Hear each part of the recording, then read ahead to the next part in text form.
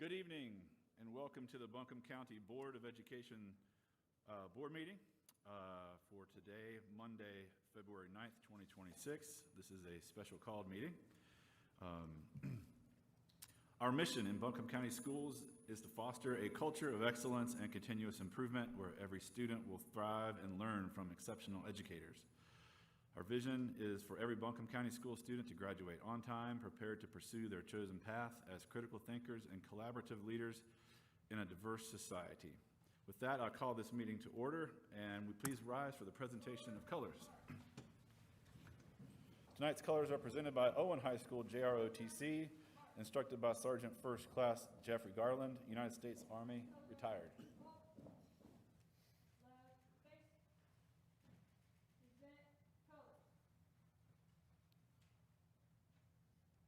I pledge allegiance to the flag of the United States of America and to the republic for which it stands, one nation, under God, indivisible, with liberties and justice for all.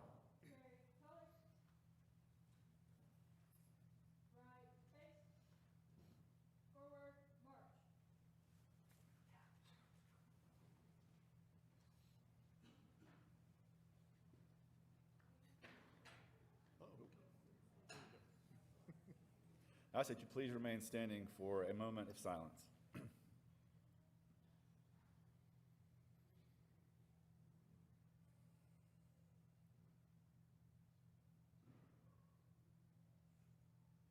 Thank you. You may be seated.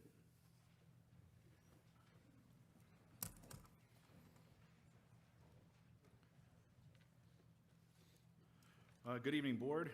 The first item on our agenda this evening is the approval of the agenda. May I have a motion to approve our agenda, please? So moved. I believe I have a motion and a second. Is there any discussion? All in favor, please say aye. Aye. Aye. Any opposed? Hearing none, our agenda is approved. Before I hand it over to Dr. Jackson for superintendent's comments, last week in BCS, we celebrated School Counselor and School Social Work Appreciation Week. Every day in each of our schools, these professionals work diligently to support students on their journey towards success. Their work can sometimes go unnoticed by the general public, so I'm very grateful that we take a week each year to lift up their profession, celebrate them as educators, and thank them for their work in supporting each and every student that comes into our schools every day. We are currently celebrating mid-year graduations, with end-of-year graduations also approaching for our seniors. So to our mid-year graduates, on behalf of the Board of Education, we want to congratulate you on your success, and we know that you will go on to do great things as you pursue your goals in life. It is inspiring to see that BCS continues to graduate students prepared for success in a diverse society, with the cohort graduation rates well above the state average, exceeding 91% the last 2 years. Thank you to our school counselors, school social workers, and all of our staff for all that you do every day to support our students and all of our school systems' achievements as well. We are also currently observing Black History Month, which was first officially recognized by the federal government in 1976, when President Gerald Ford urged Americans to seize the opportunity to honor the too often neglected accomplishments of Black Americans in every area of endeavor throughout our history. Last month, several board members and BCF staff attended the MLK prayer breakfast, where a local living legend was honored, Dr. Orlean Simmons. She was recognized for her lifetime of courageous civil rights leadership across our region. We learned that while enrolled at Stevens Lee High School, she worked courageously as a leader within A-SCORE, the Asheville Student Committee on Racial Equality, an organization of students who worked together for the integration of public schools, which took nearly a decade after she graduated herself from high school in 1961 to fully accomplish.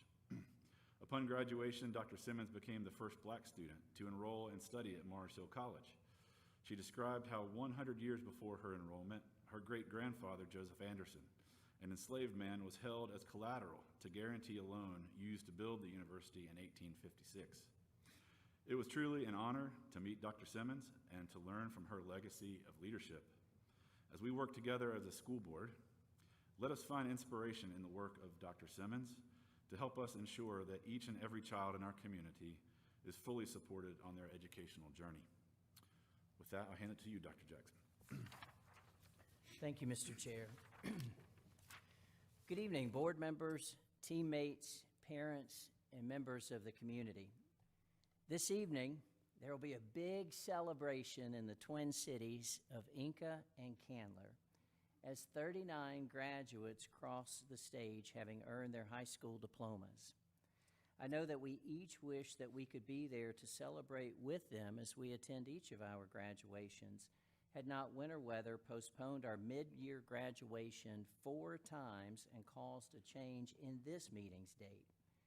Mid-year graduation started last week at Buncombe County Schools Virtual Academy and will continue over the course of the next 2 weeks in our other high schools. In total, we will celebrate our reason for being as 276 graduates have earned their high school diplomas. For the 3rd consecutive year, I'm reporting to our Board of Education that this is our largest cohort of mid-year graduates in school system history. I'm so proud and grateful for all of our teachers, administrators, and staff members who've poured into the lives of these students from kindergarten through 12th grade. Regardless of the pathway our graduates are on, we are cheering for them as they go out to make a tremendous difference in the world. My friends, this has already been a winter, unlike any we have experienced in recent past. As the board considers our academic calendar this evening, I recognize what we have learned from the pandemic and the hurricane. There is absolutely no substitute for face-to-face instruction with our amazing teachers. I do want to pause and acknowledge our teammates who have been out on the roads at 3:30 in the morning, driving throughout one of the largest counties geographically in the state. Our county is diverse in landform, replete with high and low elevations.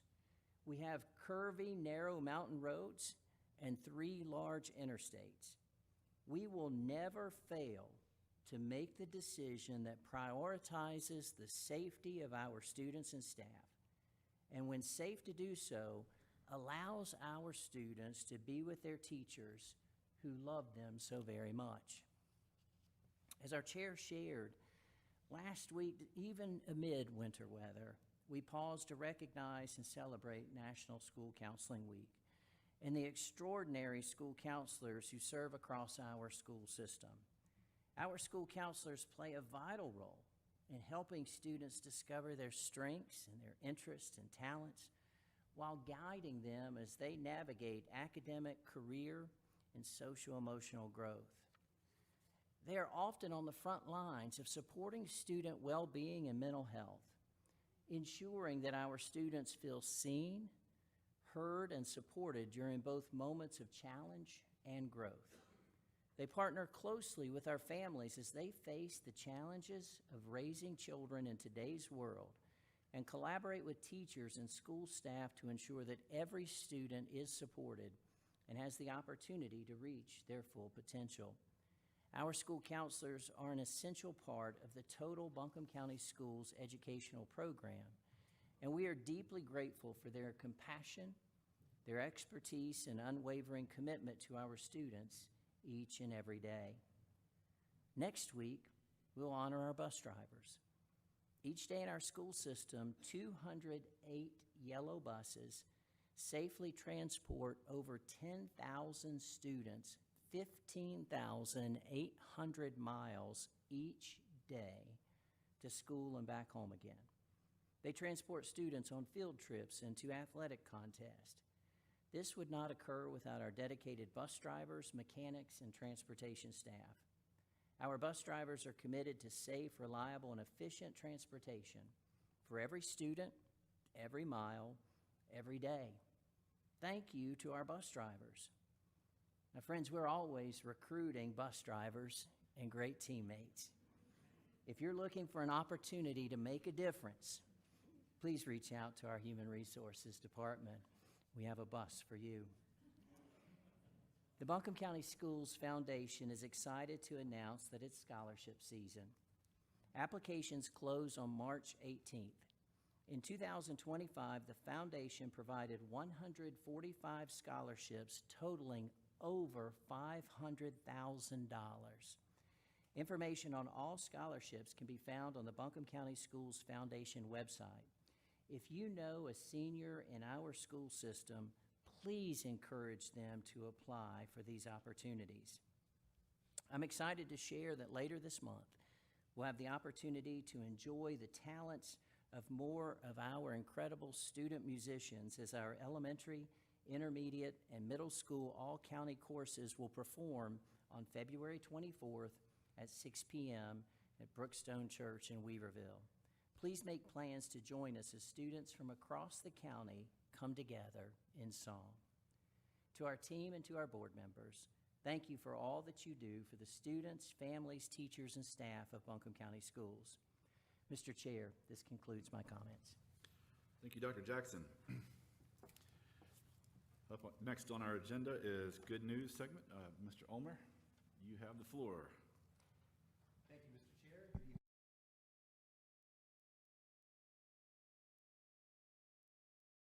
The first two presentations tonight as we begin Good News celebrating student journalists and their advisor. Emily Aldana and Mila Blakeney are here representing the staff of the Hilltopper Yearbook at North Buncombe High School. If you join us, please, along with your advisor, Jenny Zimmerman, Principal Kevin Yantz, and Miss Franklin. The Hilltopper is a 2025 Columbia Scholastic Press Association Crown Award finalist. Now, fewer than 50 yearbooks all across the nation ever received this distinction. North Buncombe, in fact, is one of just 2 schools in North Carolina to earn it. This is a major recognition of the storytelling and journalism skills taught at the school. Crown finalists receive either a silver or gold crown at the Columbia Scholastic Press Convention this spring in New York, and we look forward to hearing that story from these students as well. Congratulations to the Hilltopper staff at North Buncombe High School.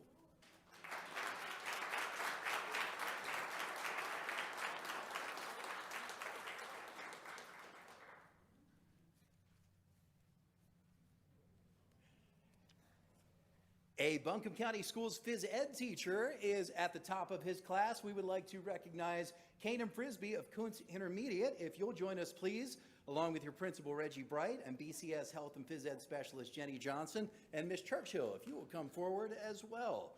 Mr. Frisbee has been named the Middle School Physical Education Teacher of the Year by NC SHAPE, which is the North Carolina Society for Health and Physical Education. He received the honor for his quality of teaching, commitment to students and school community, and for his teacher leadership. He is a homegrown educator. We would like to celebrate that, a BCS graduate who's returned to give back, and he makes a difference for his students every day. Mr. Frisbee, we are so proud of you. Congratulations on your achievement.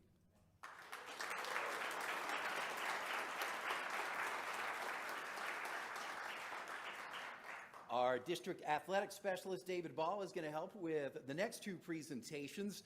This year, the National Federation of State High School Associations honored just 24 coaches all across the United States with national awards.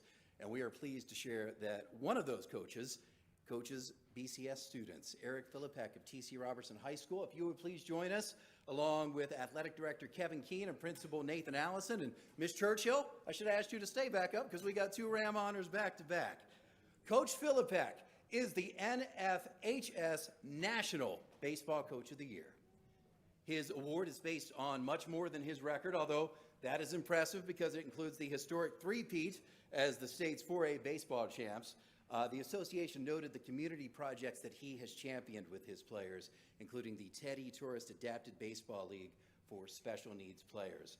Thank you to you, Coach Philippek, for your dedication to your student athletes, your service to our community, and for being an outstanding mentor. Congratulations.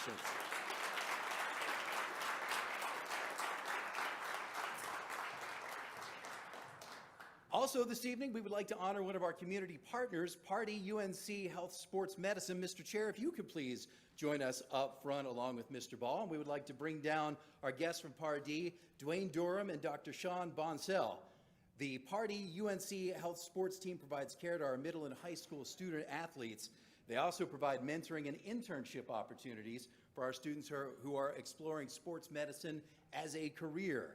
We are grateful for the dedicated service this team provides to our school communities as our students work to lead the climb from the classroom to the competition field. Thank you to Pardee and UNC Health Sports Medicine.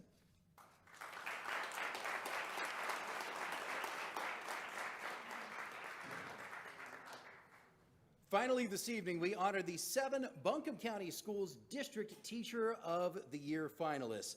They have been recognized as leaders far beyond the walls of their classrooms, and one of them will be named the 2026-27 Teacher of the Year next month. To share a little more about the Teacher of the Year journey is our current Buncombe County Schools Teacher of the Year, welding teacher Mr. Darrell Fox of North Buncombe High School.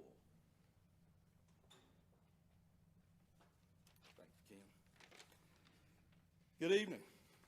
It's truly an honor to stand before you as the 2025-2026 Teacher of the Year for Buncombe County Schools. Representing Buncombe County Schools over the past year has been an incredible experience. One that has allowed me firsthand, one has allowed me to see firsthand the dedication, heart, and commitment that has defined our educators across this district. To be recognized among so many talented, passionate professionals is both humbling and deeply meaningful. This recognition, excuse me, if I seem a little nervous, it's because I am. This recognition does not belong to me alone. It belongs to every educator who shows up early, stays late, and gives their very best to students each and every day. Serving in this role has allowed me to represent a profession rooting in service, resilience, and hope. Teaching is just not what we do, it is who we are. We believe in students before they believe in themselves, and we work every day to help them see their own potential. Tonight is also about looking forward. It is an incredible honor to be able to pass the torch to one of you, our 7 outstanding district finalists. I have read your essay, and I've had the opportunity to sit down with you one-on-one to hear your stories, your challenges, and your why. What stands out most is your passion and your unwavering commitment to public education and to the students and the community you serve. Each of you represent the very best of Buncombe County Schools. You lead with heart, purpose, and courage. Whoever steps into this role next will carry it with integrity and strength, and our district will be better because of it. Thank you for the work you do, for the lives you change, and for reminding us all why this profession matters deeply. Thank you. Thank you, Mr. Fox. We're going to have you stay up here and help hand out some hardware. We'd also like to thank Home Trust Bank for its support of Teacher of the Year, and the Buncombe County Schools Foundation. Ms. Christy Cheek, if you would come down to help out as well. Christy is the executive director of the foundation, and we will begin with bringing Reverend Martin up front because we will introduce you to the at-large district Teacher of the Year. We have Ms. Annalie Shreve here from Buncombe County Early College, along with her principal, Ms. Anna Austin. Congratulations, your at-large district Teacher of the Year.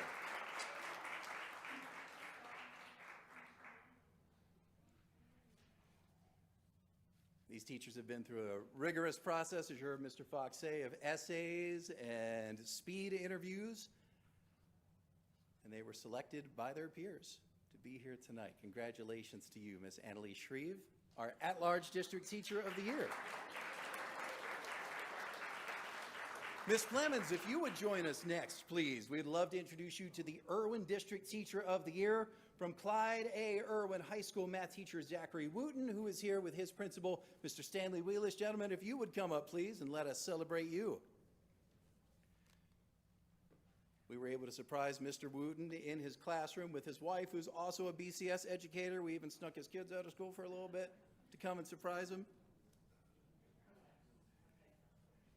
And he is representing all of the teachers and all the schools of the Irwin District. Congratulations to you, Mr. Zach Wooten, your Irwin District's Teacher of the Year.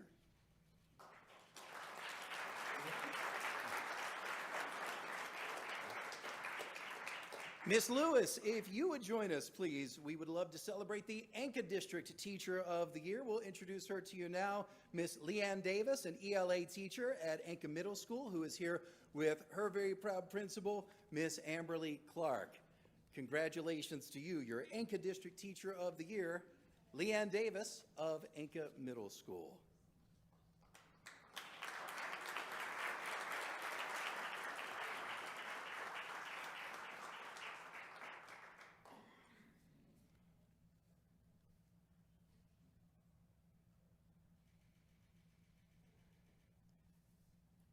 Congratulations to you. Ms. Churchill, if you will join us up front, please. We will next honor the Robertson District Teacher of the Year. Another math teacher from Kuntz Intermediate, we have Miss Jamie Goodwin, who is here with her principal, Mr. Reggie Bright.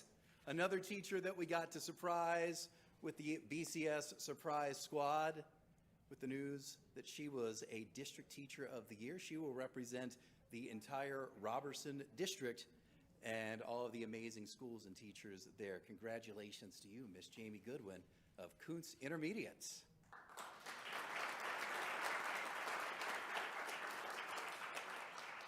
Mr. Elliott, if you would join us up front, please. We celebrate the Reynolds District Teacher of the Year. Now, she looks like she's seen some things.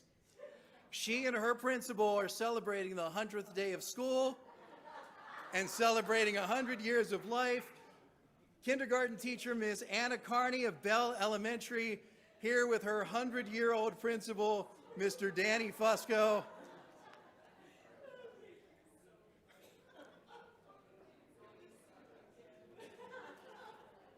Congratulations to you, Miss Carney.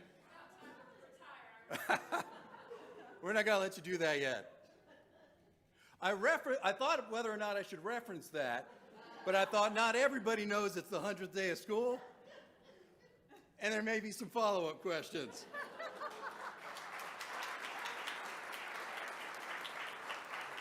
Mr. Cheatham, if you would join us up front, please. We will celebrate the Owen District Teacher of the Year, whose ROTC students served as our color guard at the start of this meeting. Sergeant Jeff Garland of Owen High School, who is here with his very proud principal, Miss Dawn Rookie. We pressed him into service tonight with his cadets, and we also would like to celebrate him as the Teacher of the Year for the entire Owen District. Thank you for all you do, and congratulations to you, Sergeant Jeff Garland of Owen High School.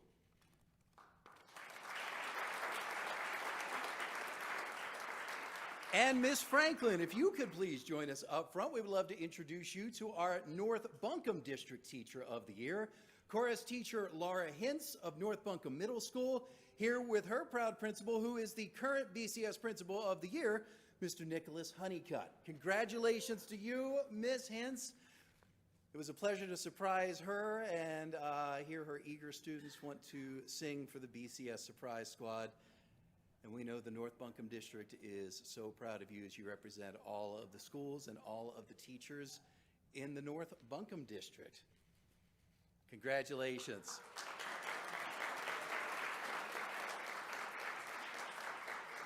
We look forward to celebrating the Teachers of the Year from all 45 of our schools next month and finding out which of these 7 amazing finalists will represent the entire school system as the 2026-27 BCS Teacher of the Year. If we could have one more round of applause for all of our Teachers of the Year here tonight. If we could have our good news guests follow my friend Michaela out.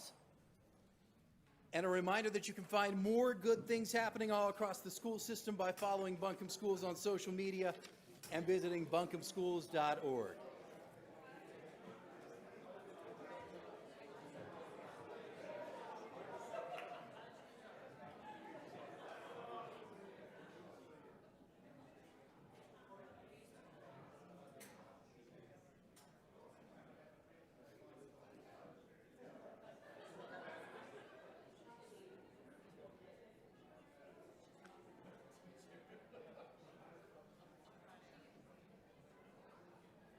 Are you saying something?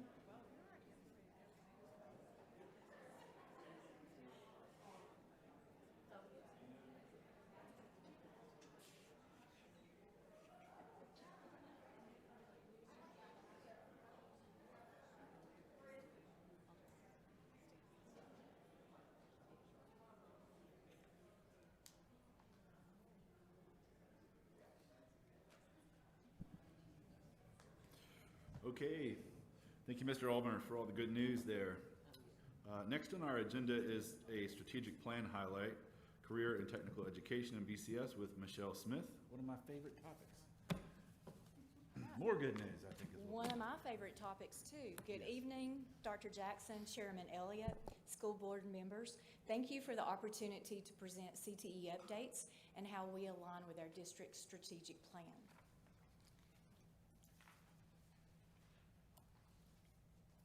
I'm very proud of our staff. Let's go back one. I'm very proud of our staff of 100.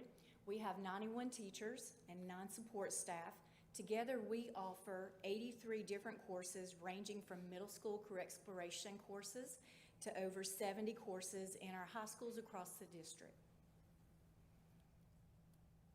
There's a mistake on this slide because we just had our second Buncombe County School Business Advisory Council meeting, and it was wonderful. Our first meeting was back in November. We had 24 stakeholders that were present and attended. We were also, thanks to Mr. Ulmer, we were featured at that first meeting in WNC Business Magazine. This purpose of this council is to advise, assist, and advocate for CTE students and for our programs, and it also helps us to bridge between the classroom and toward our local industry. That picture of me just really confused me there. I apologize for the lag in what I was saying. Our local application, this is what we're currently working on. This is every 2 years that we go through the application. It's like a GPS, and this looks like an outdated GPS, but it was the best one I could find. It keeps us on track, and it prevents us from getting lost in the process, and it helps us to not misallocate our funds. It connects our classrooms to the workforce and secures our state and federal funds that we need in order to support our students and to support our programs in CTE. Our funding is based on our district-wide ADM for grades 8 through 12. However, with this plan, we also have to support students in the 5th grade with career awareness opportunities. So really, we're supporting students 5 through 12. Our local application plan, the Comprehensive Local Needs Assessment, is due March the 13th. That's coming up before we know it.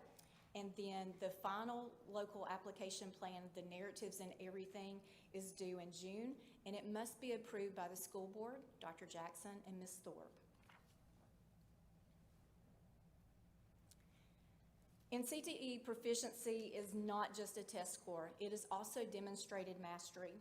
We provide ongoing support for our staff to ensure that they can lead every student group toward growth and success. The next few slides will show this in action.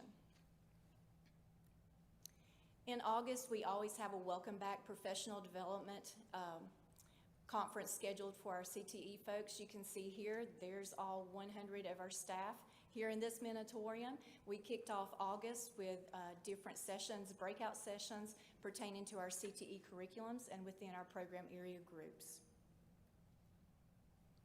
We equip our new teachers for success through training and mentorship.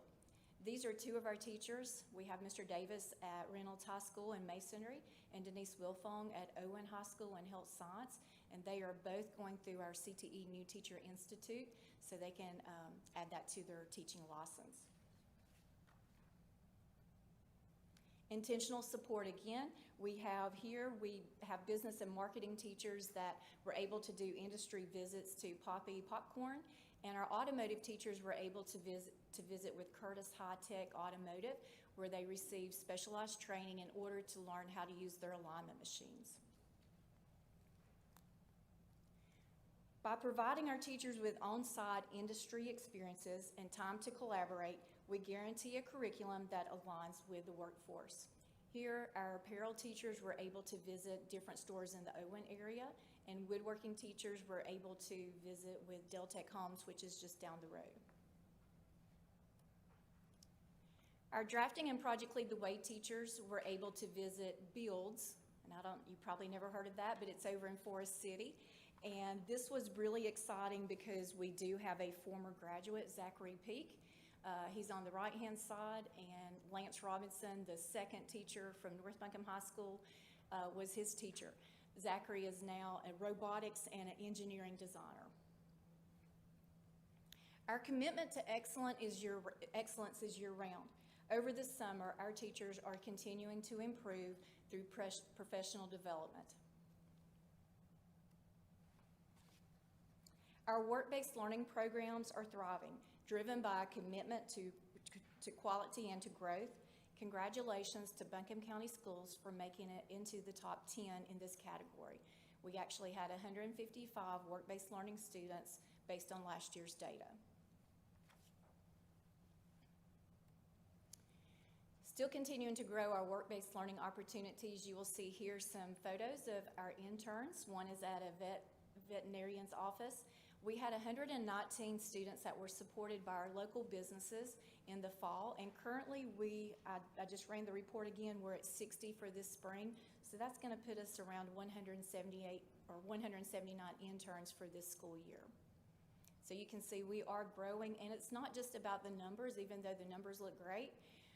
It's about the quality of that experience that those students are earning. Another great opportunity in our CTE program areas is through growing our credentials. A credential is a formal verification that a student has mastered technical competencies that align directly with industry needs. We have different tiers in those credentials. We have a tier 1, a tier 2, and a tier 3. And that takes a lot of time to explain, so I'll have to do that a little bit later because it's really involved. But it prepares them differently within different industry components and different skills that are needed. You will see in the fall, and we're still running the reports, there's still some credentials from our third-party vendors that have not been uploaded into our NCCT admin platform. But with what I could pull, we're a little over 2,100 for the fall semester, which is great. You can see last year we were at a little over 3,000. We are working to grow those credentials and to increase our credential attainment. We did have a big press release that came out the other day from DPI. So I don't know if you've heard about that or not, but in the state we had a little over 380,000 credentials that were earned. So we are definitely growing those credentials and opportunities for our students. That's a great credential, a great opportunity to leave high school and add that to their resume and on job applications. And in some cases, like with our CNAs, they can go directly into the workforce with that credential. By aligning Goal 2 and Goal 3, we ensure that our environment directly supports student readiness for life beyond the classroom. Building the gap between the workforce and the classroom is very important. Our partnerships provide mentorships and career exploration, and students can turn their interest into future careers. This is another great example of our students in action. This is Irwin High School's culinary class. They catered their district advisory meeting, and they fed, I believe it was 70 community members that participated in that. What a great way to show learning by doing in our schools. I'm very proud. This is, I believe, the second year that we've offered culinary, which is different from our foods and nutrition courses that we have, and we're going to be adding Culinary 2 to that program for next school year. Ms. Hendricks, Foods 1 students at A.C. Reynolds High School was able to give back with their skills.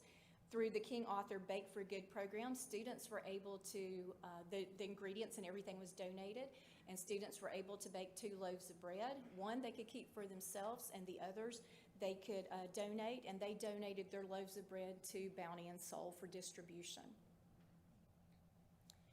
WNC Strong is another great initiative showing our CTE students in action.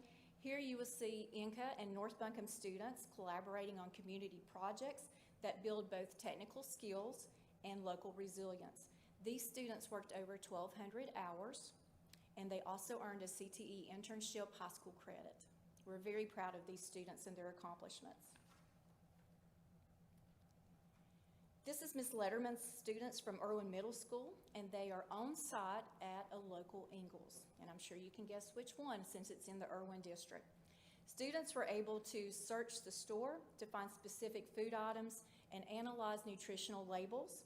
They compared the data to better understand how food choices impact overall health. I'm sure their parents will be super excited to take their children to the market. It'd probably double their time they spend there.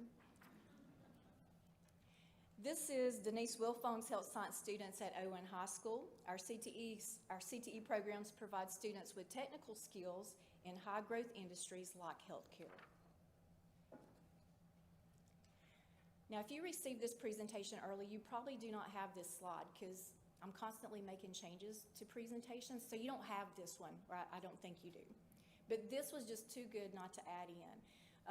This is healthcare to the farm. We were able to bridge the silos between some of our program areas, and this is actually health science students and animal science students in our ag program. We wrote a health science grant last year, and we also have the Paxton Patterson grant, and these students were able to use the technology from that grant, the ultrasound device that you see here in that first picture, to see what a pregnant goat looks like on the ultrasound device.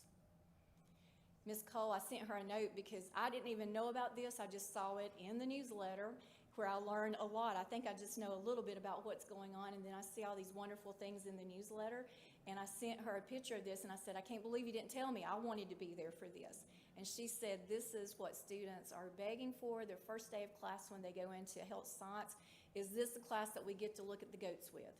So it's just amazing some of the technology and how far we have come with some of our programs, but it's also exciting to see how we are bridging those gaps even between our program areas and can work together with those students. Safety is our #1 priority and very important. Before any student picks up a tool or starts a project or goes into a shop or a lab situation, they must score 100% on a safety test. You can also see we have shop evaluations listed here. We have safety agreements that the students sign as well as the parents. You will also see in these samples that students are wearing the proper safety gear. They have the protection, the gloves, they have the safety goggles. In the bottom picture, we're going through safety with the tractor. In our bottom left-hand corner is a picture of our electrical shop. So you can see the students and the teachers are all very careful with what they do in those classes. Elena, a student from Inca High School, is showing here in a competition at Dave Steele. This is another great example of a connection we made through our Buncombe County School Business Advisory Council partnership. They have been a huge supporter with supplies, and we had 32 students. We were aiming for 40, and we had 2 of our schools that were at this event on a cold Saturday and giving up a weekend day to participate. This business just rolled out the red carpet. I have never seen so many prizes and awards. Our students left with some scholarship money. They left with a lot of just cool prizes. Helmets, welding helmets, I've never seen. I wanted one, and I don't know how to weld. But it really made me want to weld because they also took us on a tour of the facility, and I really thought, I think I might like to do this. If I had the opportunity in high school to take a welding class or through ag mechanics, which is what these students are representing here, that would be a good trait to have and a good skill set to have. On the next slide, this chart is showing our CTSOs, and that stands for Career Technical and Student Organizations. This is like DECA, HOSA, TSA, FCCLA, FFA, and I'm sure I've left one out, but it's all the ones that we offer that are active in our district. Again, just looking at the data, we are growing those because it provides lots of opportunities for our students. It helps them with a lot of durable skills, leadership, teamwork, presentation skills. We have a total of 17 chapters in Buncombe County of those various CTSOs, and we have 25 advisors. And this is oftentimes outside of the school hours when these advisors are working with our students, and on the weekends, and traveling, and going to land judging events, and all sorts of things across our district and out of state. We are very proud of Miss Peak, who was acknowledged with the Everline Davis Award at Summer Conference, and Amy White for the Counseling and Career Development Award. And on the next slide, we have 2 more teachers that were recognized for Teacher of the Year. That would be Kelly Canales and Amy Lewis, both in the Reynolds District. And then finally, Lacey Davis at Irwin High School, who was runner-up for the 2026 NCAT Teacher of the Year Award. And I was thinking about this, I thought, what's the common denominator? Not that it really matters, but all the people on this slide, Amy and Kelly and Lacey, and then all of the students on this slide, they're all family consumer science teachers. Not that that means anything, but I just thought that was an interesting characteristic to have with these awards and these presentations. So these are great accolades that we have in our CTE programs, and it shows truly how hard our CTE teachers work in the classrooms to provide for our students. Are there any questions? Thank you, Ms. Smith. That was amazing. I just have a quick question. Can you talk just a little bit more about the work-based learning and how do local businesses get paired with Buncombe County Schools to offer a work-based learning opportunity like that? That's a great question. Work-based learning can look different. It's not just internships. It could be through job shadowing. It could be through apprenticeships and pre-apprenticeships. And I have been working on that to grow that in Buncombe County. We have some meetings coming up actually this Friday. Had several meetings last week. We have a business in Madison County that I talked to this morning that is looking for pre-apprenticeships, which helps us with students below the age of 18. Working with Dr. Messer at AB Tech and Apprenticeship NC to also get more of that developed. It's just, I get a little excited because I want to do apprenticeships in all of our programs and provide those opportunities. So it's something that we have to grow and build, and a lot of businesses, they're not aware of that opportunity. So one way is just word of mouth or reaching out and working with Apprenticeship NC and trying to develop those relationships. Also through our advisory council, that has been tremendous. It has grown some of our field trips that we have with Mayheck and at Mission, partnerships like we have with Dave Steele. A lot of times they don't know that we have a CTE internship course. There are no prerequisites for it like we have in other CTE classes because any student, regardless, can go into a CTE internship and work with a business. It can be paid or it can be unpaid. That's great, thank you. Any other questions from the board? Ms. Smith, I do have a question. Yes, ma'am. What determines the programs we offer at the individual high schools? And for example, at Irwin, we don't have automotive. Right, right. How do we get that, or how do you determine whether a school has that program or not? That's a great question. So one of these slides, remember, it had the GPS on it, and I said that's what helps us go through Right. and determine our needs. We also work with a lot of data from the labor market. That helps us to determine what we need to grow or maybe some programs we need to sunset. It just really depends on that data. It also depends on finances. Automotive is a very expensive program.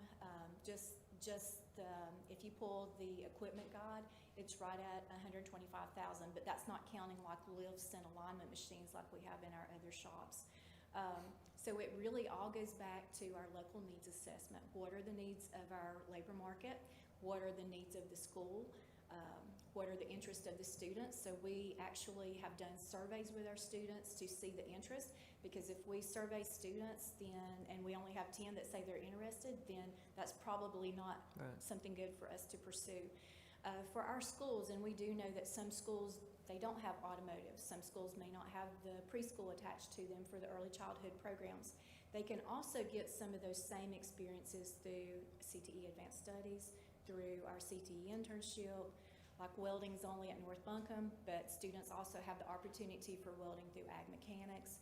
So it's if you don't have that program, then we find other programs that still support those skills or get them in touch through internships and other opportunities.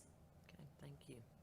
I wished we had all the money we could I know. to have. It'd be them. nice to offer the same programs Right. at every school. Right. is So my it's really opinion. based on that needs assessment and what the data shows and funding.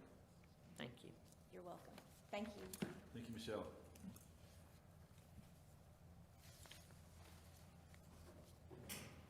And thank you for all the great work you're doing with the CTE department for our school system. It's truly amazing to see all the growth that you've been managing. Thank you. Next on our agenda, is public comment. Dean? Thank you, Mr. Chairman. Good evening, everyone. It's now time for public comment, and just as a reminder, speakers will be called in the order in which they signed up. Each speaker will have 3 minutes precisely. There is a light on the end of the dais there. When it hits a yellow light, you have 30 seconds, and when it hits a red light, the 3 minutes are up.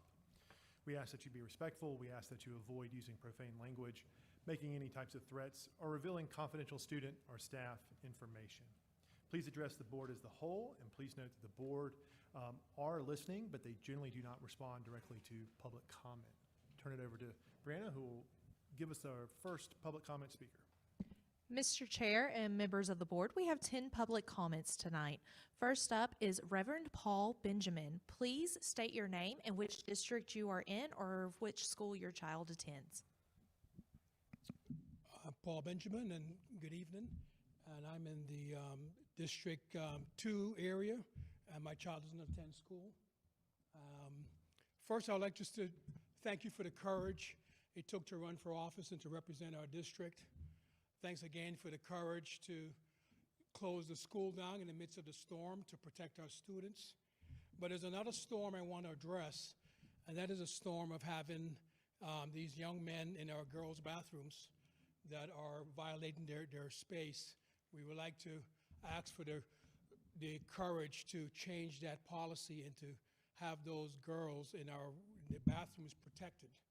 I'm reminded of a story of a young girl that came to my ministry a couple decades ago. She was violated by one of her mom's boyfriends, and she was 10 years old, and gave birth to a child afterwards. She was crying out, "Where's my dad?" And as men, we're called to stand and protect our families. The Bible says, "Do not remove the ancient landmarks that protects our families." Ecclesiastes 10 talks about if we break the hedge of protection, we'll be bitten by a serpent. So we're asking as leaders and as men and women of courage, and I see Pastor Charles Martin here, thank you for serving, but I would like for you to take courage now, and the storm that is impacting our schools and our girls in their bathrooms is to have these young men choose to be in their bathrooms and violate those girls' spaces. Because while we're here, we're called to speak up, as Proverbs 24 says, speak up for those that don't have a voice.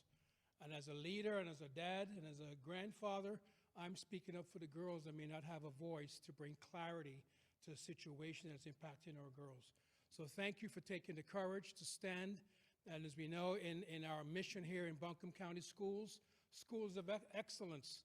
So we want to bring that excellence back to our classes and to our schools, where we protect the sanctity and the safety of our girls in this generation. Thank you for serving. Thank you. Next is Bob Macham. If you could please state your name and the district or the school in which you attend. Yes, my name is Bob Machin, and I'm also from the District 2. Good to see you this evening, Dr. Jackson, and council. Thank y'all for being on our Board of Education and taking this stand. And I, too, come from a family of a lot of educators. I had a grandmother that was an educator, 2 aunts, a sister-in-law, and a niece. And I, too, even had a BS in education, in science, chemistries, and math. So I understand what the demands are on an educator. And we chose to be educators because we wanted to make an impact. We wanted to change lives. And we wanted to be able to direct and form lives when they're in their most vulnerable years. And I was thinking about this thing about the same-sex, in bathrooms, and it really hit me some years ago when this topic surfaced, and my first thought was we would have never even thought of this when I was coming through school. And as I've gone through life, one of my benchmarks has always been, well, what would my grandmother say? And I had 2 very, very godly grandmothers and very good educators. And I'd say, well, what would my granddad say? And folks, if we think back a generation or 2, the things that we discuss today and the things that we bring up would never even been discussed. And you think about ourselves as we were in those vulnerable years. We were very self-conscious, and we were going through puberty. when I even was self-conscious being with a bunch of guys. And I know how the girls would, that's a very, very vulnerable time in a child's development.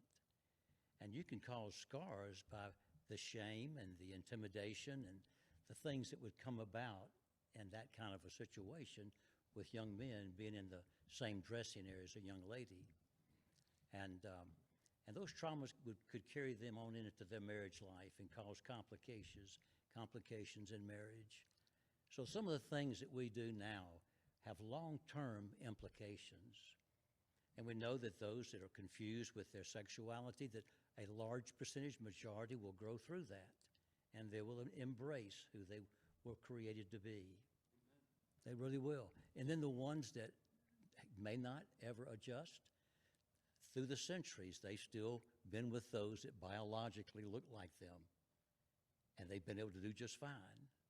So when we now mix the biological exposures at those young ages, we're causing some serious trauma and intimidation and shame that will carry these young people for the rest of their life. And I just think we need to be courageous, as Paul has said, and just take a stand, say, no. Thank you. Peter Blackshaw, please introduce yourself and the district you live in or the school your child attends. Hi, my name is Peter Blackshaw, and I'm a founder of a ministry that services Buncombe, Madison, and Haywood counties. And I want to echo some of the comments that were made, but also a comment that was made by one of the board members talking about emotional stability. What I see in high school and immediate postgraduate students is the highest level of anxiety and stress ever. I'm a little upset because yesterday I learned that another young person died from fentanyl locally. Yesterday. Not only affected him and his family, but affected all of their friends. They're crushed. Do we really want to add stress, or do we want to take stress away? One of the most dangerous and yet useful things today is this right here.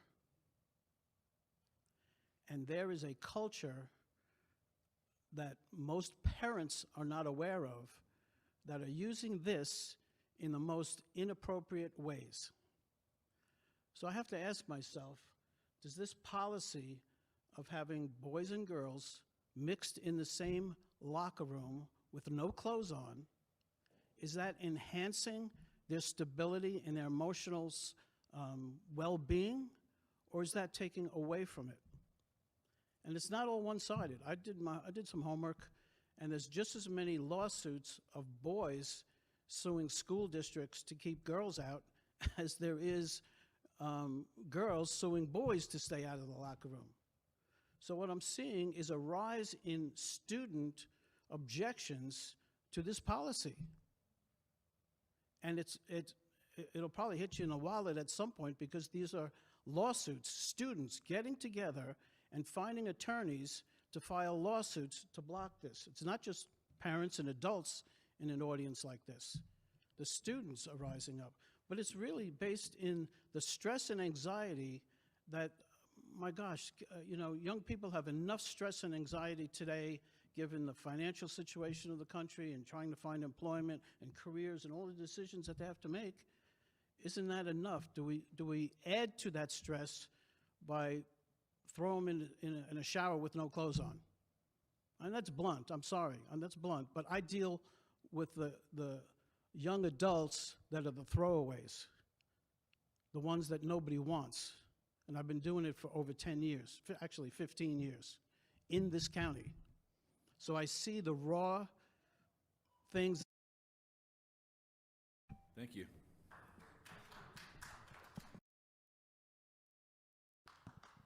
Next, we have Craig White. If you could please pronounce your name and the district you live in or the school your child attends.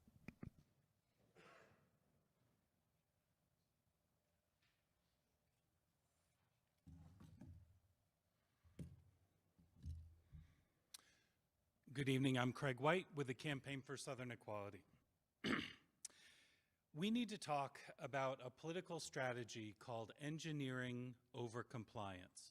In regular English, manipulation and bullying. It takes advantage of the fact that people don't follow the law. They follow what they think the law says. So, a political party wants to attack a particular group of people, say LGBTQ people or people of color, but the law has to be neutral. So the legislative branch of the party passes a law that is technically neutral. It is also very vague and very threatening. You'll get sued, you'll lose your federal funding, you'll lose your job. Then the media arm of that political party uses their communication platforms to convince the public that the law says something that it does not, and to bully them into over-complying. So speeches and news stories, talk radio, podcasts, executive orders, threatening social media posts by legislators in Raleigh, 1,000 voices all trying to convince us that the law says something that it does not, and to bully us into over-complying. So SB 49 says no instruction on gender identity or sexual orientation. But what people understand the law to mean and what they comply with is no education about LGBTQ people or content in the classroom. The elimination of DEI law says no divisive concepts about race may be taught. But in practice, only books by and about people of color are taken off the shelves, which is not what the law requires. It's what people think the law requires. Ironically, that violates the law. Because if you are teaching students that it is natural and normal to be straight and cisgender, and that LGBTQ people don't even exist, that is instruction on sexual orientation and gender identity, and so it's against the law. If the majority of your books are by and about white people, white culture, white histories, then you are teaching students that it is better to be white, that white people are superior. And white supremacy is a divisive racial concept, and so it may not be taught in schools.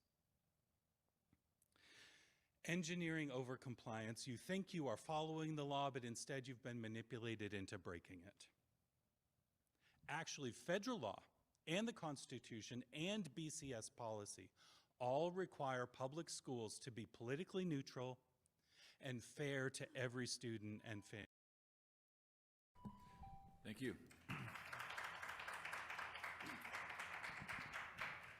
Jerry Nugent, please state your name and which district you live in or the school your child attends. Good evening, Jerry Nugent, Reynolds School District. Over the past year, our district, like many across North Carolina, has asked teachers to document the books available in their classrooms. I want to start by acknowledging something important. These lists did not come out of nowhere. They grew out of a statewide push for transparency, parental access, and accountability in education. Regardless of where any of us stand politically, the reality is that the work has been done. The lists now exist. So tonight, I'm not here to relitigate why these lists were created. I'm here to ask a simple question.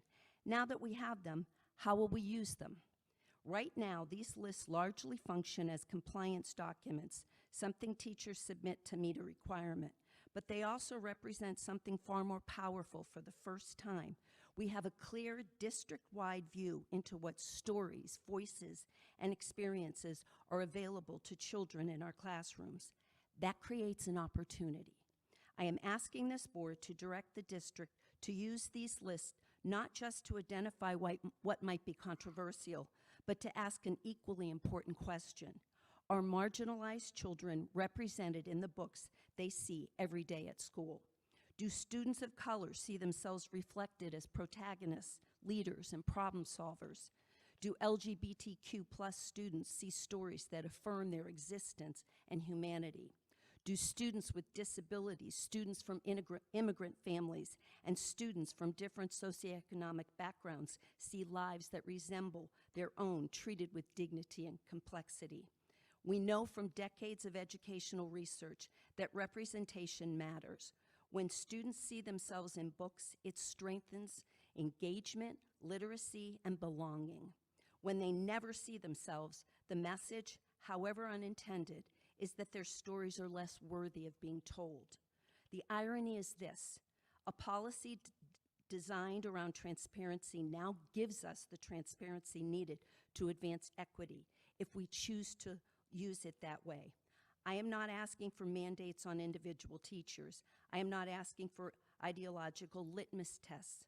I'm asking for data-informed reflection, a district-level review of classroom library lists looking for patterns, gaps, and opportunities to better serve all students. And if we find that some schools or grade levels lack representation for certain groups, that is not an indictment. It is an invitation to support teachers with resources, shared book lists, and funding to build libraries that reflect the full diversity of the students they serve. We cannot control every external debate about education, but we can control whether our response is rooted in fear. Thank you. Natalie Dorsey, please state your name and the district you live in or the school your child attends. Good evening, Dr. Jackson and the board. I am Natalie Dorsey, and I have 2 kids in the Inca district, and I am a member of Public Schools Strong. We are part of an initiative to fight statewide for honest, accurate, equitable, safe, and fully funded schools. Tonight, I speak for our group about fully funded public education. The proposed school budget leaves us with 2 questions. 1, have the board and the county commissioners done everything they can to support local funding for public schools? We think you have, and we thank you. 2, is it going to be enough? Dr. Jackson said in his letter to the board in November 2025 that his belief that the core values of an organization are clearly demonstrated in the organization's budget. He went on to say that the budget proposed was the best effort to maintain the excellence of our community expects and to address challenges the system faces and will face. It also mentioned that $3,971,871 that were allocated for capital projects had been allowed to be shifted to operating expenses after Helene, but stated this caused additional pressure on school capital needs. Further, this letter expressed the struggle with not having a state budget and the pool of resources taken out of BCS budget by the Opportunity Scholarships, also known as private school vouchers. As of October 6, 2025, $6,433,405 were taken out of the BCS schools by these vouchers. The uncertainty at the federal level with regards to current and future funding was also addressed. The board came up with a legislative agenda in 2020-25 with 4 primary goals. Can you achieve these goals with the current proposed budget? The Educational Law Center's Making the Grade report from 2025, which studies data from 2022 to 2023, puts North Carolina at 50 out of 51 in funding. We spend $5,660 less than the average per pupil spending in the U.S. We know these numbers will continue to get worse since the General Assembly has increased the amount of money allocated to private school vouchers since 2023. We are also ranked 50 out of 50 in funding effort, meaning North Carolina has the money, but they do not make the effort to put that money into public education. So I ask again, will this funding be enough? It may be the best we can do for now from the state and federal government, but our kids deserve more, and so do our teachers. Public School Strong is fighting across North Carolina for fully funded schools. We're raising awareness, putting pressure on legislators, and demanding the quality schools our children deserve. But we're just concerned community members. We don't fully speak for the schools. You do as our elected officials. We would like to invite you to do more with us together. Let's lead the class. Thank you. Next is Doug Johnson. Please state your name and which district you live in or the school your child attends. Doug Johnson, District 1. you, school board members. I wanted to start with a challenge. I want you to consider what or who your constituents are.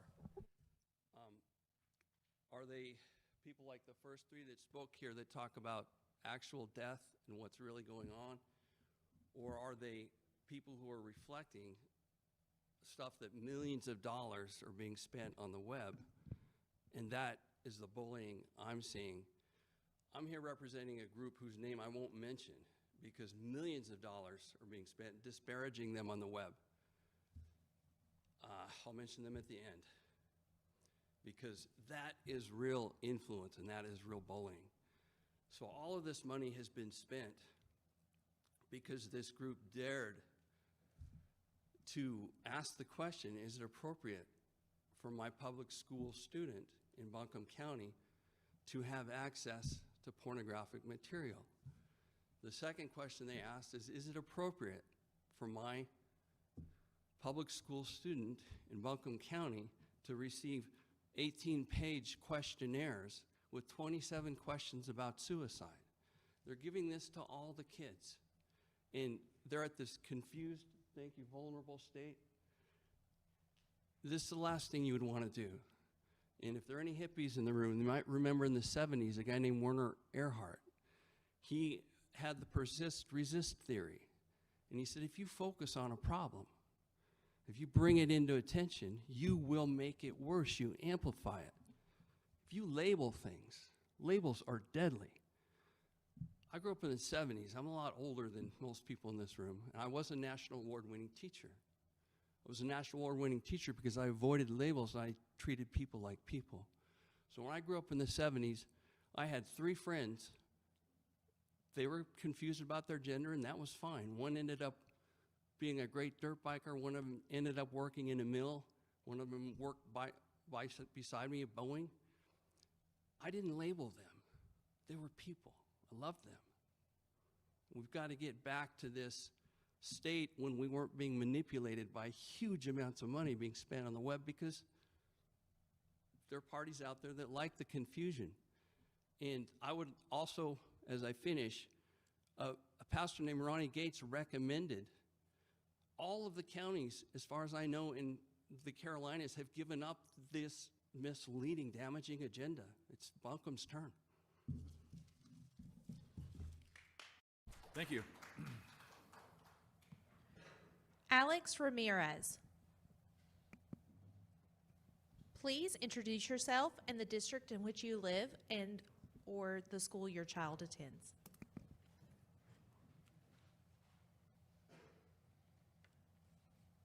Hi there, y'all. My name is Alex Jose Ramirez. I live in South Buncombe. I previously was a public school teacher. I'm no longer a teacher. So I currently work in supporting Buncombe County public schools and also directly supporting public school teachers. When I was a public school teacher, I knew how hard it was to balance lesson planning, family engagement, administrative requirements, PLCs, required professional development, IEPs, tier intervention, multilingual student documentation, and a whole list of other things that teachers have to do before even teaching the first lesson of the day. And then I also know the experience of teaching a long, hard day at school and then ending the day getting ready for my second job, because we know that teachers are underpaid for their labor. So I'm talking today about pay and financially supporting our public schools today. Last month's Board of Education meeting included a discussion on the new possible funding model. I want to send my appreciation to the finances team for creating a well-researched and easy to understand presentation on the new funding model. What I got from the presentation and from the board's discussion is that this new funding model will increase Buncombe County Schools and Asheville City Schools budget locally. So I want to say thank you to the board for advocating for more funding for our schools. We know our schools need more funding to truly support the students and giving them high quality education and to pay teachers for the salary that they deserve. We also know that local funding is only a small piece of the funding pie for schools. The majority of school funding comes from the state budget, which legislators have still not passed. So thank you again for the Board of Education for advocating locally for more funding for our schools, but I'm also asking you to keep advocating on the state level as well. families, teachers, and community members are already fighting for more funding. With your electoral position, state legislators will be more likely to hear us. We all want what's best for our kids, and we know we can't solve this funding crisis in public education on a local level. We need to take it up to the state level as well. So please call your legislators, work with other community members and community organizations so that we can all fight for a fully funded public education system. Thank you. Thank you. Carolyn Stewart, please state your name, the district you live in, or the school your child attends. Yes, I'm Carolyn Stewart, and I'm in Owen School District. And I am so appreciative of what the school board could do, and often does do. We have a wonderful school system here. I didn't grow up in this area. I didn't teach in this area, but I did teach in a group that I've shared with y'all before, even a year ago, I think, that they had a great group of students from Davidson College that worked with the public school system in increasing the abilities, either language or things that were lacking, reading, different things. And I love doing that. Before I worked with this group, I worked and I drove a school bus. So I didn't raise my hand to volunteer about driving a school bus again since I'm 75 in 2 months. But I was so appreciative of what goes on, and I know what it's like to get up and scrape the frost off your windows and try to get your route going so that you can get the kids. And when you think about doing it in the mountains and all that goes into that, because I was in a lake district and the roads were not a good capacity. So it takes so much to work at what you keep together here. And I admire y'all for everything you're doing. And I know you love the kids. And it's Valentine's week, right? Is Saturday Valentine's? Whatever. The 14th. And so what I'm saying is I'm here tonight to support loving our kids, really loving. And I'm going to read this quote. A true, trusted relationship is with someone who accepts your past, supports your present, loves you, and encourages your future. And I think you want to do that. I think you do that. But this is what happens. A shadow comes over our love if we let different things get in the way of that. And one, I talked to a mom today. She was almost calling me a liar, that boys, biological males were in the bathroom in the school where her daughter goes. So I said, well, could you text her? Thank you.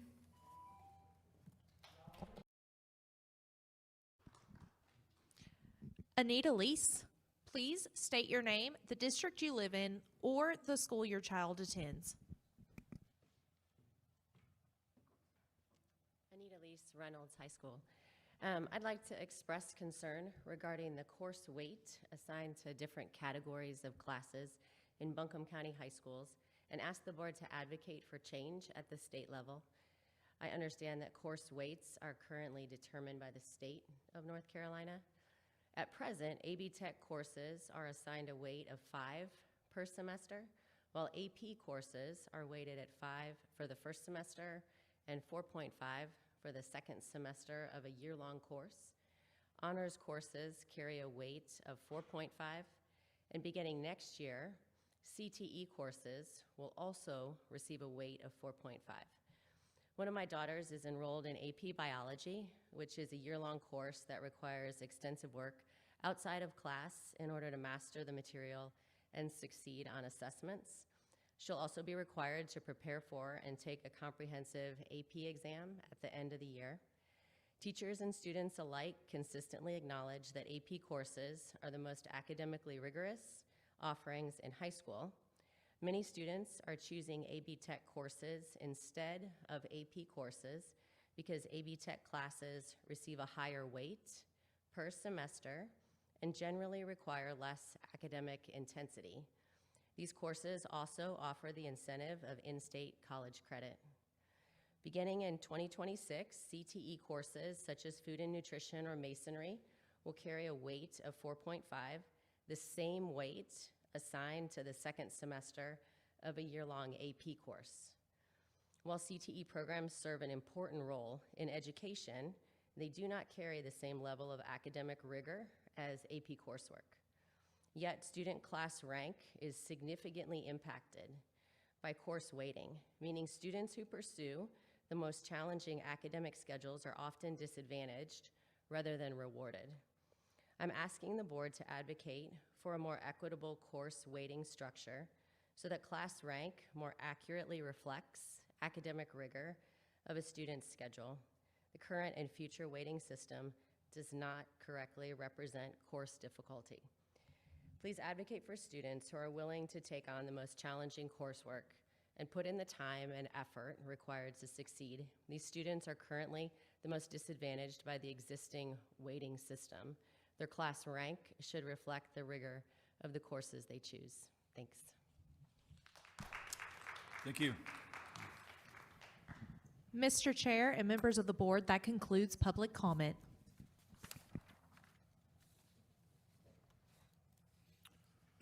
Thank you, board. We will move on now to our action agenda. First in the action is the local funding formula. We have our CFO, Tina Thorpe, available, and I have asked our attorney, Dean Shatley, to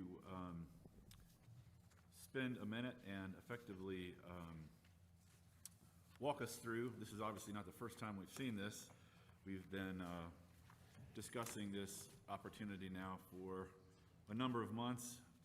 The language around the funding formula has effectively been finalized,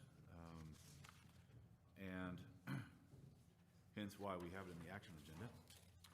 You'll find a copy of it, the live link, and also in your board packet. But I wanted to ask Dean Shatley to please just step us through to make sure we have alignment on some of the key concepts before we take a vote. Thank you, Mr. Chairman.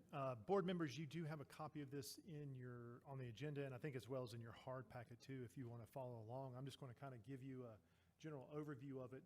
Ultimately, this agreement is between Asheville City, the county commissioners, and Buncombe County Schools.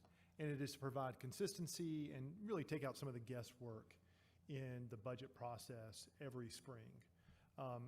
Well before today, our finance officer, the budget staff at the county, and the finance officer of Asheville City Schools have worked really hard on trying to make this work for all three parties. And I think we've come up with an agreement that really gets us there.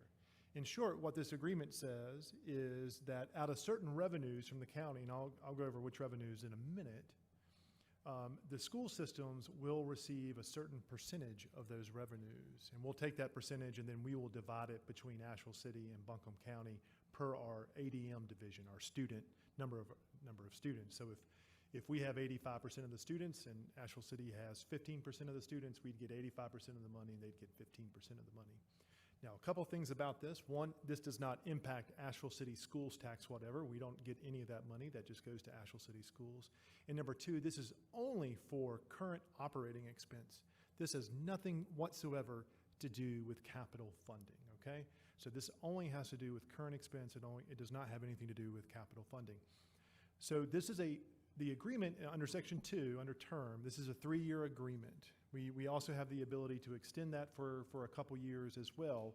But an important provision about this for all the parties was to ensure that we got it right and it remains an effective way for us to budget. So every year, if it is no longer effective, we have the ability to opt out of it. So if we decide that this really isn't working for us, this model, it's just not getting it for us, or the county could do the same, or Asheville City could do the same, we can opt out of it on an annual basis. So on an annual basis, the board has to kind of review this process and make sure it is an effective way for us to do business. Now let's get down to the good part. How do we calculate all this revenue? So ultimately, gross revenue from the county comes from a few different pots. Primarily all property tax, ad valorem tax, whether that's on real property or personal property like a vehicle or a boat, or even business property. And then any past due taxes, penalties, interest, miscellaneous fees, that's the first two big pots. Then there's three other pots that are sales tax proceeds from, and there's three different sales tax, Article 39, Article 40, and Article 42. Now, all of those sound familiar because percentages of those sales tax go to school capital funding. The portion that goes to school capital funding does not go into the pot. And so for Article 39, only 50% goes into the pot because 50% of it goes into capital. And under Article 40 sales tax, 70% goes into the gross revenue pot for us, but 30% doesn't because that goes to school capital, and then it's 60% goes to school capital under Article 42.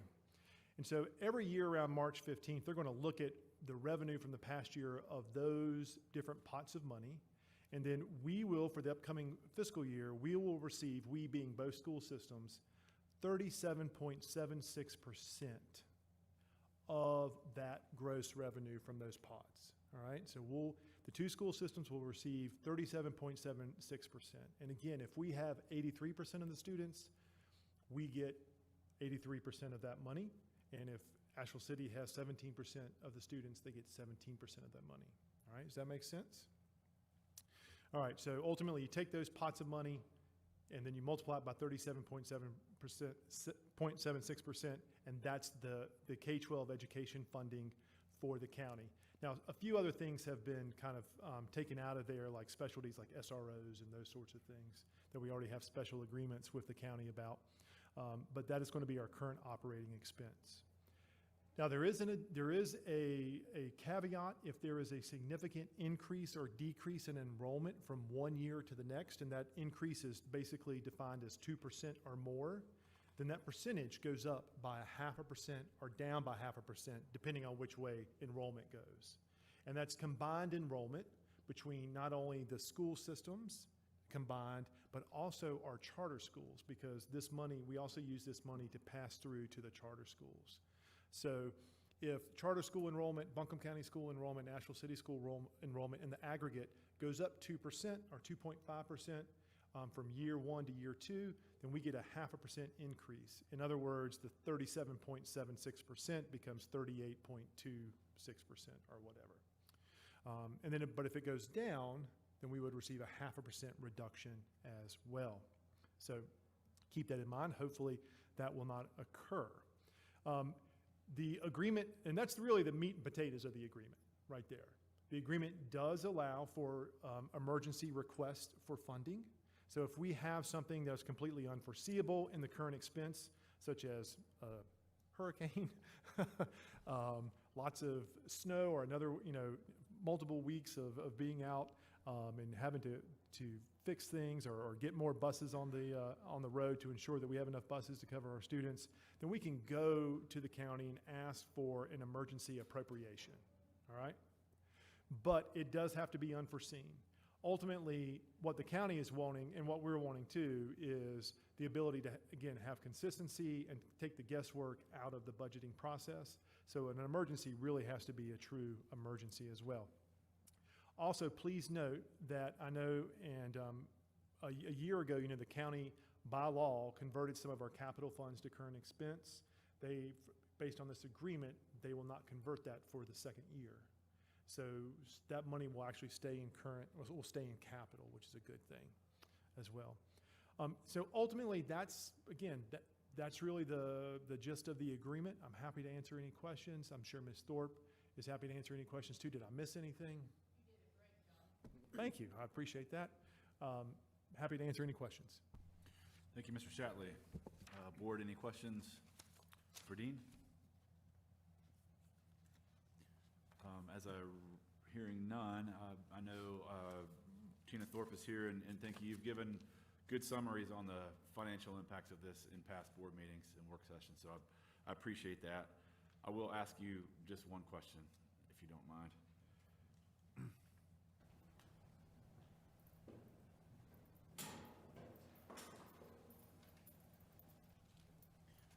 Can you just clarify, for the benefit of the public and the board, just that 37.76% of county ad valorem tax revenue, where does that put us on a dollar basis, like year over year, for Buncombe County Schools local funding? So if you recall, I gave an example. If we had have received it this year from the March 1st of 24 through February of 25, it would have been 101 million that actually came to Buncombe County Schools. And looking at all of the trends and looking at actual numbers collected to date, it is above that once we roll into March 15th when they provide us the number, because I've been looking at the numbers. We are above that again this year, and it will have growth built into it each year as they do reevals on their taxes, and also we see a natural growth over time around 3% in Buncombe County. Yeah, thank you. I just wanted to highlight that point, that the natural increase in ad valorem tax revenue in the county, we will be locked into that effective growth every year. And as long as our enrollment doesn't decrease by more than 2% or increase by more than 2%, then it effectively will continue to grow, not irregardless of enrollment, but with some guardrails on it. That's correct. And lastly, just on the Article 39 piece. So this agreement does effectively state that Article 39 monies, which were last year through legislative process, pivoted to be used for operations as well, right? To help the county effectively balance the finances through the emergency that we were dealing with. If you recall, also, that legislation that changed was for 2 years. 2 years, yeah. And they have agreed through this process and verbal communication that they will not be using our Article 39 funds to operations. And this agreement outlines that as well, that we will receive the Article 39 as we had previously and receive that 50% from Article 39 towards capital. Okay. Thank you for the clarification. Any other questions or? Yes, Mr. Cheatham. Thank you, Ms. Thor. Can you remind us what percentage of this $101 million goes to salaries?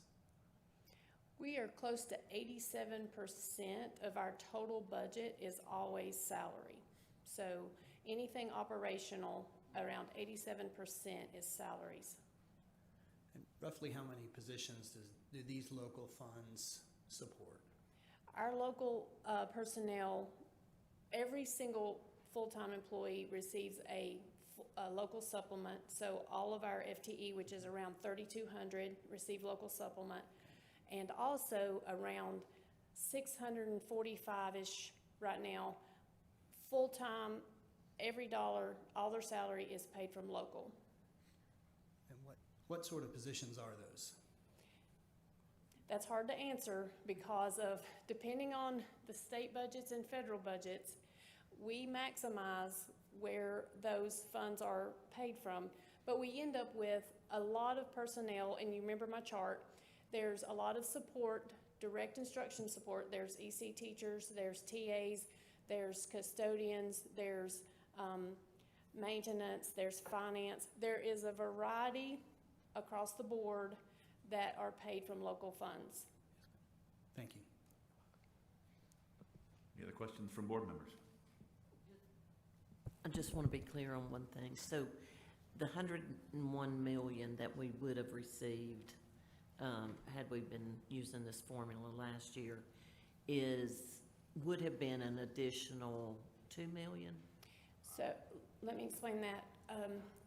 So we actually had 95 million appropriated and approved prior to the year before Helene.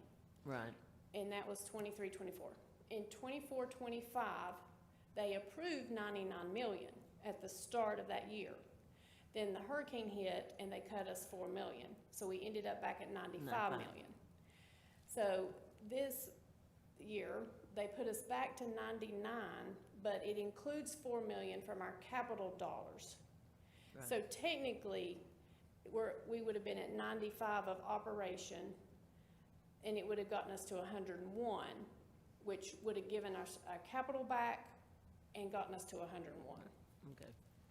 That's quite a bit of difference. Yes, it is. Thank you.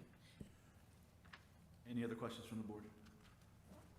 Just one more thing to confirm. So can you just speak to for your team, right, the finance team, the benefit of utilizing prior year's actual collected taxes and how that informs your ability to manage the budget? Yes. So we can actually see how much is being collected off of sales tax monthly, and we can also see the property tax that is being collected for actuals. So we can project, and that's moving us up in our budgeting world and giving us more real numbers as to what we're going to collect and giving us time to plan ahead based on what we've been doing for several years of not finding out until June what we're going to have for July 1. And so even though our requests had been numerous, we wouldn't get those requests. So that gives us a lot more time to be planning and budgeting around what actuals are going to come in for our local current expense. Okay, thank you. Well, Ms. Thorpe. All right, hearing no further questions or discussion, is there a motion on the table? Is that for approval of the local funding formula? Okay, so we have a motion on the floor to approve the local funding formula, and Ms. Lewis, you second. Any further discussion? All in favor, please say aye. Aye. Any opposed? Hearing none, the motion passes. The local funding formula has been approved. Next on our agenda is the reclassification of address. I'll ask our attorney just to briefly explain this action item on the agenda. Sure. Board members, this is a request from a property owner to reclassify 118 Glen Falls Road, Asheville, from the Buncombe County School System to the Asheville City School System. This approval requires not only your approval, city schools, but also the State Board of Education's approval. You've got the petition before you. I'm happy to answer any questions you may have. Any questions for Mr. Shatley? Hearing none, is there a motion on this item? I'll entertain a motion to not approve.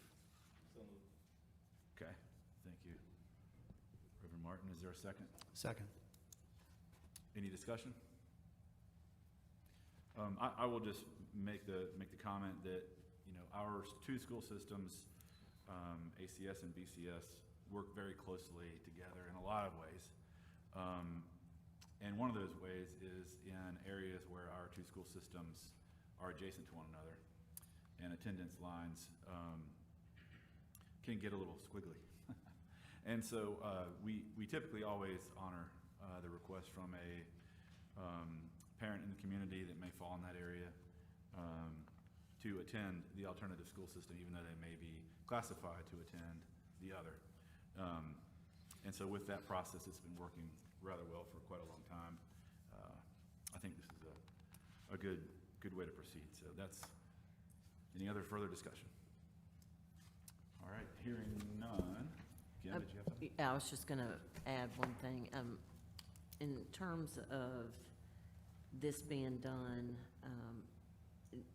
Mr. Shetley, you said this has not been something that we've done on a regular basis. We typically use our transfer model, yes, discretionarily. Yes, that is correct, Ms. Clemens. There's been a few requests like this over the last 10, 15 years that I remember. Again, less than a handful, and the board has typically rejected it, indicating that the board does not want to reclassify the tax status of any particular parcel of property as the primary reason. Okay, thank you. Okay, so we have a motion to not approve the reclassification, and a second. Any further discussion? Hearing none, all in favor, please say aye. Aye. Aye. Any opposed? Hearing none, that motion carries. Last on the action agenda is the 2025-2026 academic calendar revision. I believe we have a presentation from Dr. Reed. Members of the board, I'm here to talk to you about some academic calendar updates and a proposal we have for you to consider this evening. I do have to give a shout out to Tim Reeves of our communications department for this gorgeous icy picture, which has been our situation for about the last month in Buncombe County. So why do we need to make some academic calendar adjustments this evening? Number one, we all know that recent inclement weather has resulted in some significant instructional time loss for our students. So tonight's recommendations are made in the spirit of recovering those lost instructional hours, also to maintain compliance with our North Carolina calendar law, and perhaps most important, to protect high-quality student learning experience. And I could not include our instructional framework because the student learning experience is at the center of all of the decisions we make. We also know that remote instruction is not an equivalent student learning experience to in-person instruction.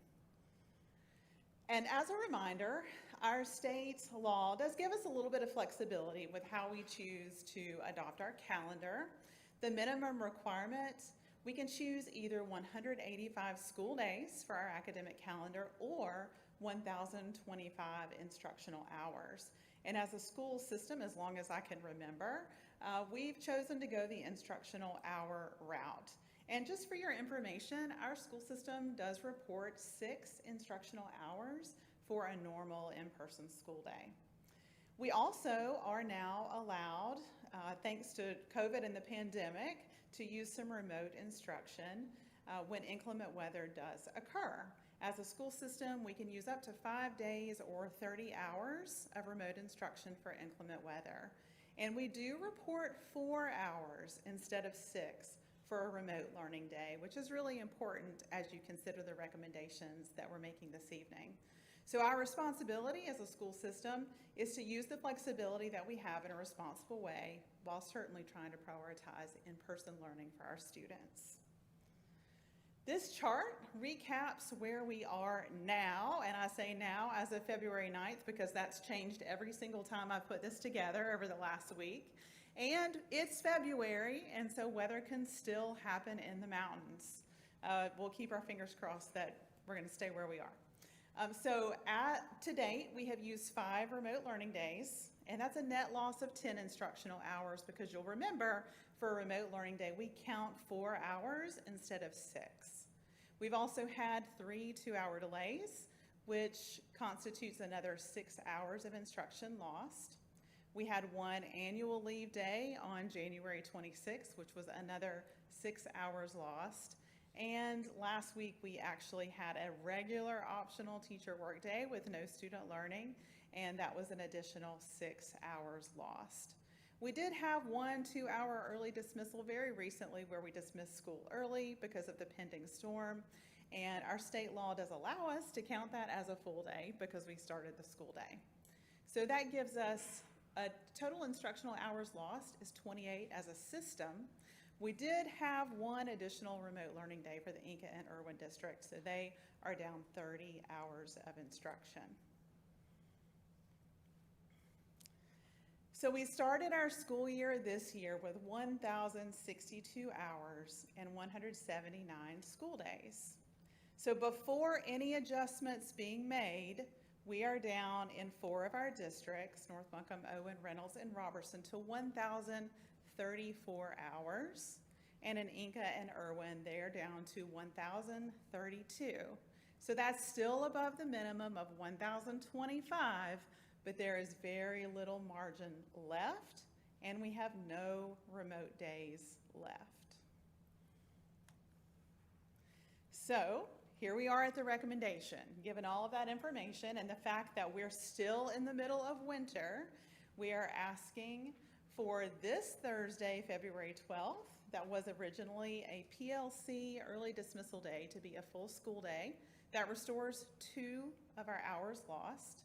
And then this Friday, February 13th, was supposed to be an optional teacher workday.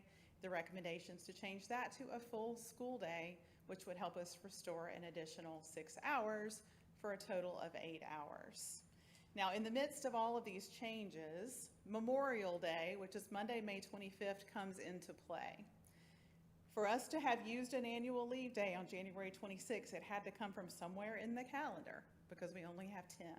So the recommendation is to move the annual leave day from Memorial Day, which is Monday, May 25th, to January 26th. We've already used that. The work day that was supposed to be this Friday, February 13th, would now be on Memorial Day. So Memorial Day would not be a student day, it would be an optional work day. And then, of course, this Friday would be the student day that we missed. So it takes those 3 days and just kind of shifts them around. So if these recommendations are approved by the board, Owen Reynolds Robertson North Buncombe would be back up to 1,042 hours. Inca and Irwin would be at 1,040 hours. That does restore somewhat of a buffer beyond the 1,025 hours, and it certainly helps to strengthen the instructional continuity for students.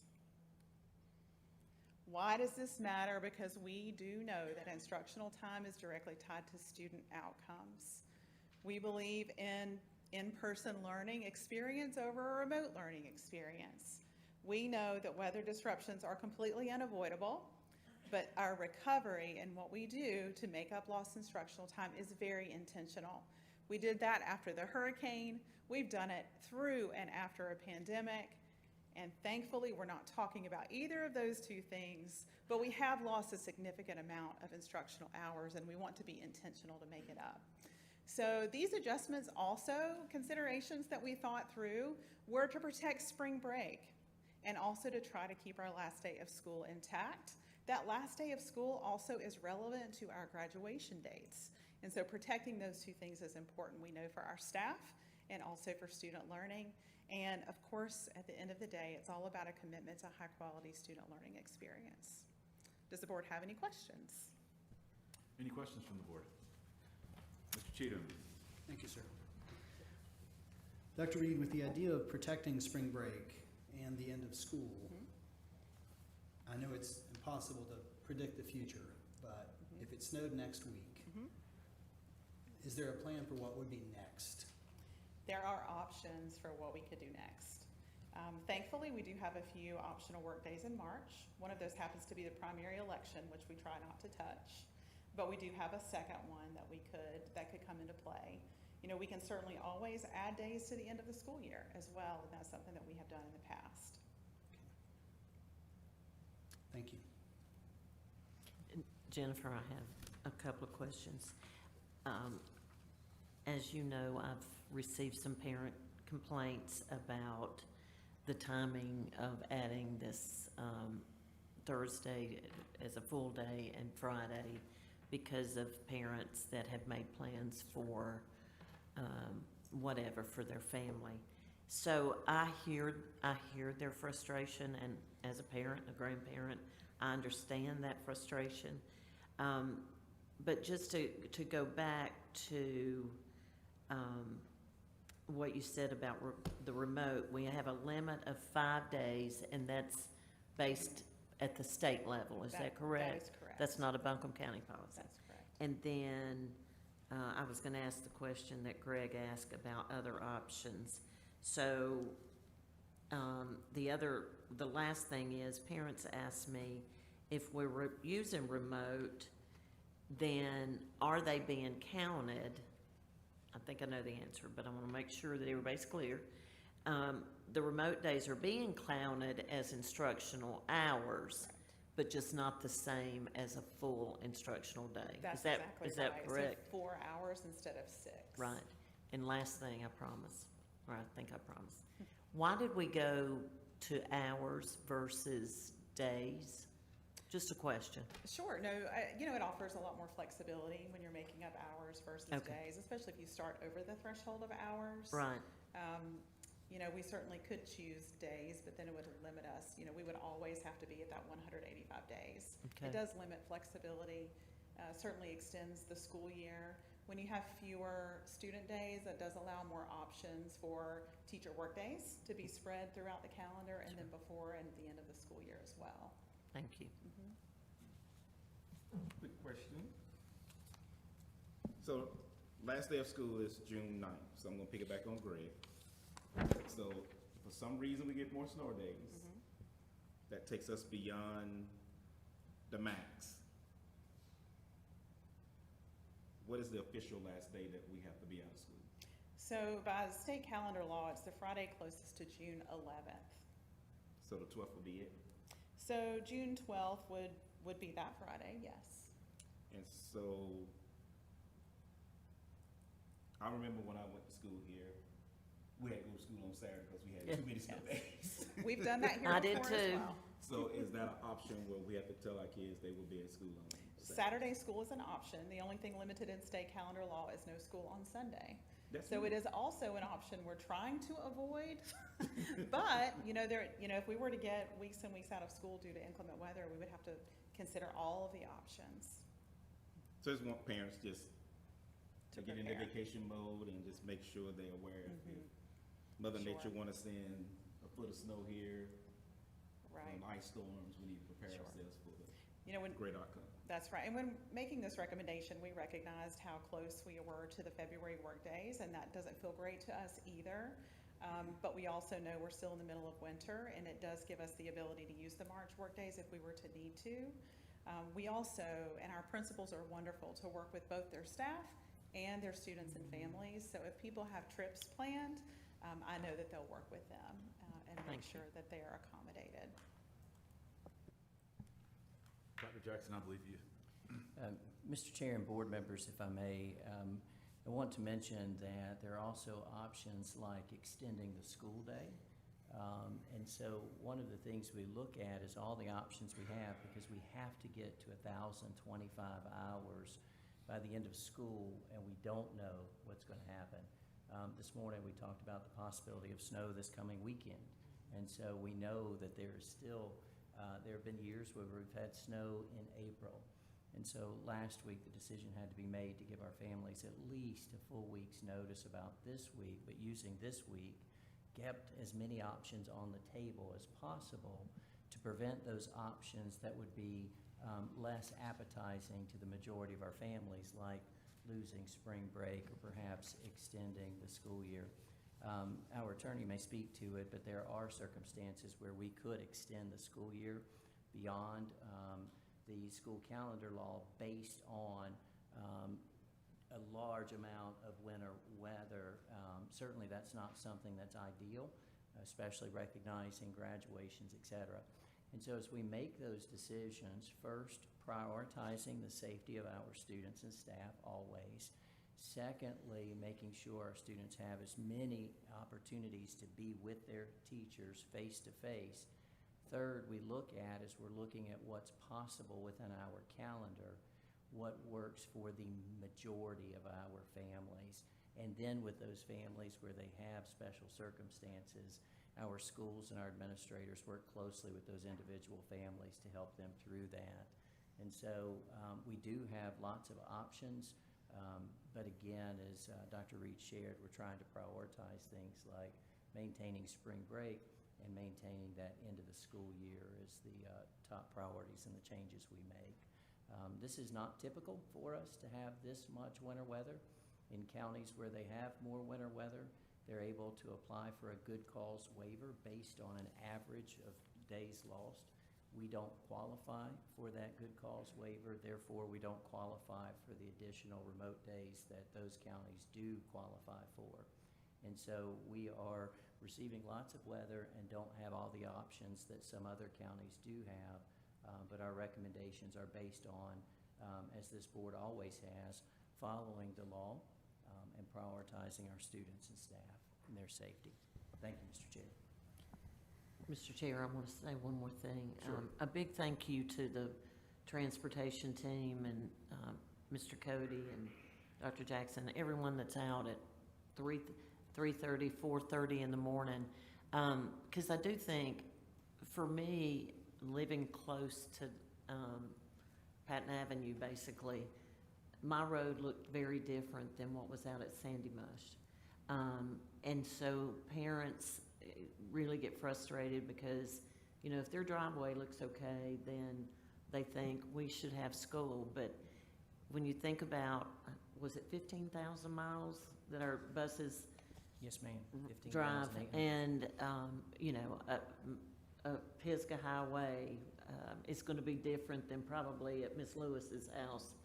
The same thing in number 9 in Black Mountain, that parents, I know it's frustrating, I know it is, but we have to look at all areas.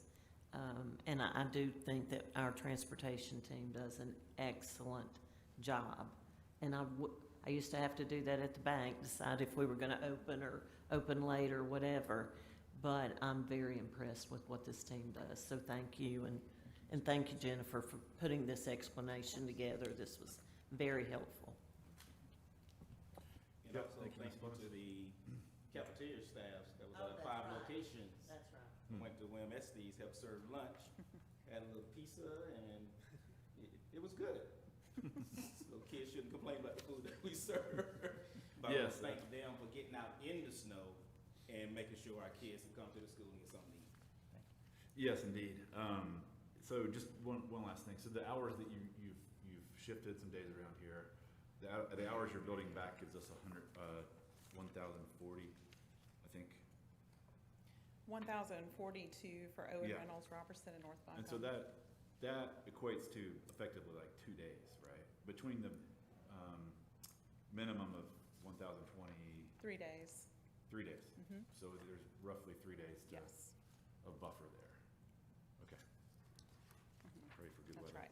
right. And then lastly, I'll just mention, you know, the school calendar law. You know, as always, it is very restrictive. And as I've explained, a lot of these dynamics to parents that have called me, I have pointed back to the school calendar law and explained that there is a bill right now that, you know, is billed as trying to fix the calendar law to provide ultimate flexibility for school systems to manage their own calendar the way they see fit, but it doesn't actually do the job. And to please direct some advocacy towards the General Assembly and get that calendar law to where we have flexibility to start when we need to start and end, you know, on time and manage our days better, because I can only imagine ending our first semester exams and everything before the holiday in a winter like this, where in the January you have heavy snow. You're still in the exam season, That's and right. transition to the next semester is very sluggish, so it just adds to this frustration that parents feel. So just wanted to point that out. And then I will just say thank you to all of our staff, Dr. Jackson, for your decision-making that prioritizes safety of our students first, and followed very closely, I know, by academic achievement in time with our teachers. So thank you for that. With that, I will entertain a motion to approve the 2025-2026 academic calendar revisions. It's a motion and a second. Is there any further discussion? All in favor, please say aye. Aye. Aye. Any opposed? Hearing none, the motion carries. Thank you, Dr. Reed. Last on our agenda is the consent agenda. We have minutes, January 15th, 2026, open session regular meeting, minutes from the November 17th, 2025 policy committee meeting, the personnel report, February 5th, 2026, 2025-2026 budget amendment number 3, North Buncombe High School, request to use capital athletic outlay funds, advisory council members for approval. With that, I'll ask for a motion to approve the consent agenda. Is there a second? Second. Motion and a second. Is there any discussion? Hearing none, all in favor, please say aye. Aye. Any opposed? Hearing none, the consent agenda carries. For the information agenda, we have finance reports, and lastly, announcements and future meetings. The Board of Education will hold a policy committee meeting on February the 17th, 2026 at 1 p.m. in the executive conference room at 175 Bingham, Asheville, North Carolina. The next Board of Education regular meeting is March the 5th, 2026. Work session updates and closed session beginning at 4 p.m. in the executive conference room, and the open session beginning at 5:30 p.m. in the auditorium at 175 Bingham, Asheville, North Carolina. With that, I will entertain a motion to adjourn our meeting. Motion and a second, I believe. Any discussion? Hearing none, all in favor, please say aye. Any opposed? Hearing none, the meeting is adjourned.